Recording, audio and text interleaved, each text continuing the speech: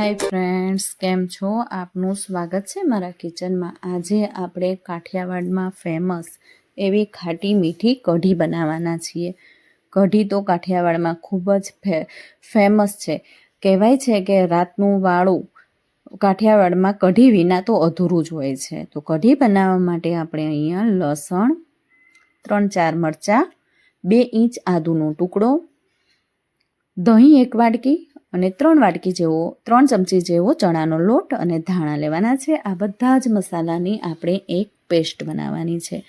Paste બનાવવા માટે હું અહીંયા લસણ એડ કરી રહી છું। લસણ થોડું વધારે પ્રમાણમાં લેવાનું છે, કારણ લસણનો ટેસ્ટ કઢીમાં ખૂબ જ સરસ આવતો હોય છે, માટે થોડું વધારે લેવાનું છે। 4 જેટલા મરચાં લેવાના છે અને આદું છે તેને સમારીને નાખવાનું છે। જો તમે લસણ ન ખાતા હોય તો આદુ અને મરચાં એકલા પણ લઈ શકાય છે, તો પણ કઢીનો ટેસ્ટ સારો જ આવે છે। હવે આપણે ધાણા છે તે ધાણા સમારીને લેવાના છે। તો આ રીતે આપણે ફ્રેશ ધાણા મિક્સર જારમાં નાખી દઈશું। ત્યારબાદ હવે આપણે મીઠા લીમડાના પાન છે, હું સુકાયેલા લઉં છું। સુકાયેલા પાનનો ટેસ્ટ સારો આવતો હોય છે। જો આપ ચાહો તો લીલા પણ લઈ શકો છો। આ રીતે હવે આપણે તેની એક પેસ્ટ બનાવીશું। તો આ રીતે એની દળદળી એક પેસ્ટ રેડી થઈ ગઈ છે। તમે જોઈ શકો છો મિત્રો, સાવ એકદમ પેસ્ટ નથી બનાવી દેવાની, પણ આ રીતે દળદળી થોડી રાખવાની છે। આ પેસ્ટથી કઢીનો ટેસ્ટ ખરેખર ખૂબ જ સરસ આવે છે। તો આ બધી જ પેસ્ટ આપણે કઢીમાં એડ કરવાની છે। તો અહીંયા મેં એક બાઉલ લીધું છે, બાઉલમાં 1 વાટકી જેટલું દહીં અને પછી 3 ચમચી જેટલો ચણાનો લોટ, જે પેસ્ટ બનાવી છે તે પેસ્ટ તમે 1 વાટકી સામે 3 ચમચી જેટલો ચણાનો લોટ લેશો ને તો તમારી કઢી પરફેક્ટ બનશે। નહીં બહુ જાડી, નહીં બહુ પાતળી, પણ પરફેક્ટ બનશે। તો આ રીતે આ માપ તમારે ફોલો કરવાનું છે, જેથી તમારી કઢી ખૂબ સરસ બનશે। જો તમારી કઢી સારી નથી બનતી તો એકવાર આ રીતે કઢી અચૂકથી ટ્રાય કરજો, ખૂબ જ સરસ રીતે બનીને રેડી થાય છે। તો હવે આપણે ધાણા જીરું 2 ચમચી જેટલું એડ કરીશું। બધા જ મસાલા આપણા એડ થઈ ગયા છે। ત્યારબાદ હવે હું અહીંયા 1 ગ્લાસ પાણી નાખી રહી છું। 1 ગ્લાસ પાણી નાખતું જવાનું છે અને આપણે તેને હલાવતું જવાનું છે। સારી રીતે બધા જ મસાલા આપણે મિક્સ કરી દેવાના છે। આ સમયે તમે ચાહો તો બ્લેન્ડરનો પણ યુઝ કરી શકો છો, પણ હું નથી કરી રહી, આ રીતે જ હાથથી મિક્સ કરી દઉં છું। આપણા બધા જ મસાલા સારી રીતે એકબીજા સાથે મિક્સ થઈ ગયા છે।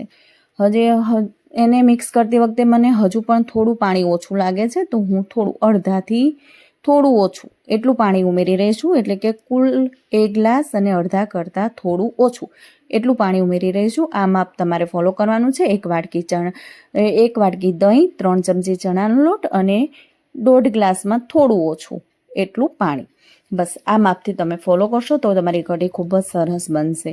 હવે આપણે કઢીને ઉકળવા મૂકી દેવાની છે। મિત્રો, આવી સરળ અને સ્વાદિષ્ટ રેસીપી માટે જો કાઠિયાવાડી ચટાકાને સબસ્ક્રાઈબ નથી કરી તો અચૂકથી કરી લેવી, જેથી આવી મજેદાર રેસીપી તમારા સુધી પહોંચતી રહે।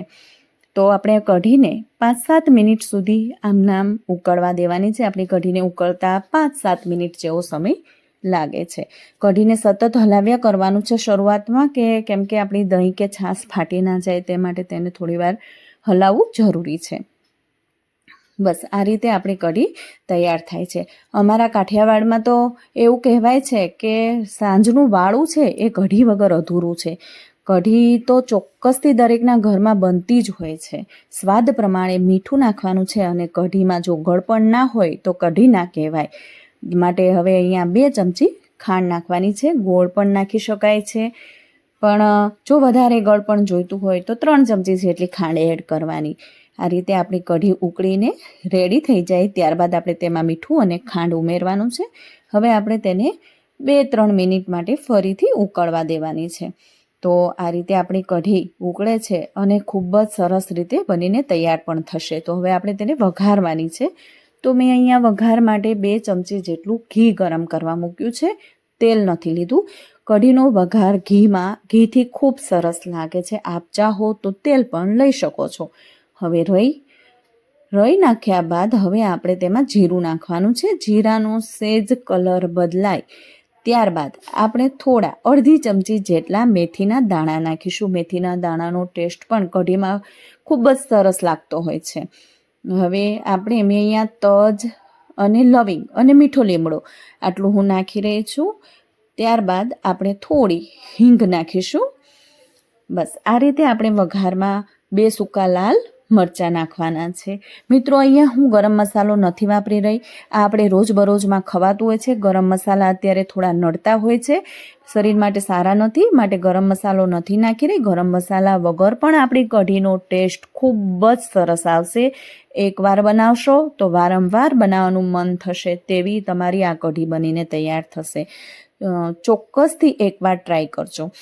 તો આ રીતે આપણે વઘાર આપણી કઢીમાં નાખી દીધો છે. તો આપણી કઢી 2-3 મિનિટ ઉકળવા દઈશું. વઘાર નાખ્યા બાદ તો ધાણા નાખીએ આપણી કઢી રેડી થઈ ગઈ છે. તો ગરમા ગરમ કઢી આપણી રેડી છે. તો આ કઢીને તમે રોટલી ખીચડી સાથે ખાઈ શકો છો. Thank you for watching.